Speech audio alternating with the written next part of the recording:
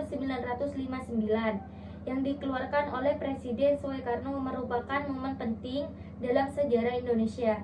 Dekret ini menandai berakhirnya era demokrasi parlementer dan dimulainya era demokrasi terpimpin. Dekret ini juga membawa perubahan besar dalam sistem ketatanegaraan, politik, sosial, dan ekonomi Indonesia. Latar belakang dekret. Dekret Presiden 5 Juli 1959 dikeluarkan sebagai respon terhadap kegagalan Badan Konstituen dalam merumuskan Undang-Undang Dasar UUD baru sebagai pengganti UUD sementara UUDS 1950 Konstituen yang dibentuk setelah pemilu 1955 gagal mencapai kesepakatan mengenai bentuk negara dan sistem pemerintahan yang ingin diterapkan. Kegagalan ini memicu ketidakstabilan politik dan ekonomi di Indonesia. Isi Dekret Presiden 5 Juli 1959.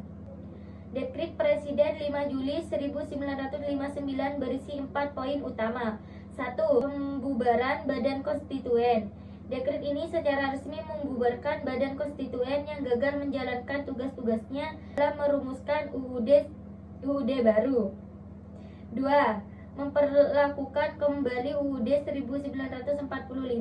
Dekret ini menetapkan UUD 1945 sebagai konstituen negara, menggantikan UUD 1950.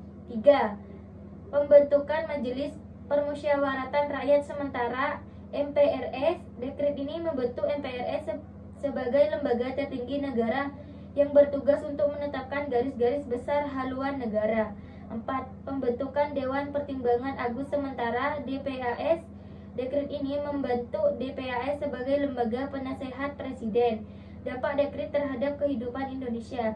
Dekret Presiden 5 Juli 1959 memiliki dampak signifikan terhadap kehidupan politik, sosial, dan ekonomi Indonesia.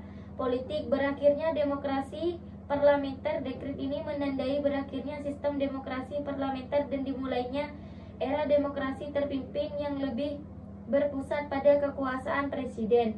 Penguatan kekuasaan presiden. Dekret ini merupakan kekuasaan presiden dan melemahkan peran parlementer. Munculnya sistem demokrasi terpimpin. Dekret ini menjadi dasar bagi penerapan sistem demokrasi terpimpin yang menekankan pada kepemimpinan tunggal presiden. Sosial. Peningkatan nasionalisme. Dekret ini meningkatkan rasa nasionalisme dan persatuan di kalangan masyarakat. Munculnya gerakan massa. Dekret ini mendorong munculnya gerakan massa yang mendukung kepemimpinan Soekarno. Perubahan nilai-nilai sosial. Dekret ini membawa perubahan nilai-nilai sosial dengan menekankan pada nasionalisme dan persatuan. Ekonomi. Peningkatan stabilitas ekonomi. Dekret ini membantu meningkatkan stabilitas ekonomi Indonesia dengan mengurangi ketidakpastian politik. Pelaksanaan program pembangunan. Dekret ini membuka jalan bagi pelaksanaan program pembangunan nasional yang lebih terarah dan terkoordinasi. Relevansi dekret dengan kondisi saat ini. Meskipun dekret Presiden 5 Juli 1959 dikeluarkan lebih dari 60 tahun yang lalu, dekret ini masih memiliki relevansi dengan kondisi saat ini. Dekret ini mengingatkan kita akan pentingnya stabilitas politik. Dekret ini menunjukkan bahwa stabilitas politik merupakan faktor penting bagi kemajuan dan kesejahteraan bangsa. Kesepakatan nasional. Dekret ini menekankan pentingnya kesehatan nasional dalam menghadapi tantangan dan mencapai tujuan bersama. Kepemimpinan yang kuat. Dekret ini menunjukkan bahwa kepemimpinan yang kuat dan visioner diperlukan untuk pemimpin bangsa menuju kemajuan. Peran lembaga negara. Dekret ini mengingatkan kita akan pentingnya peran lembaga negara dalam menjalankan fungsi konstitusionalnya.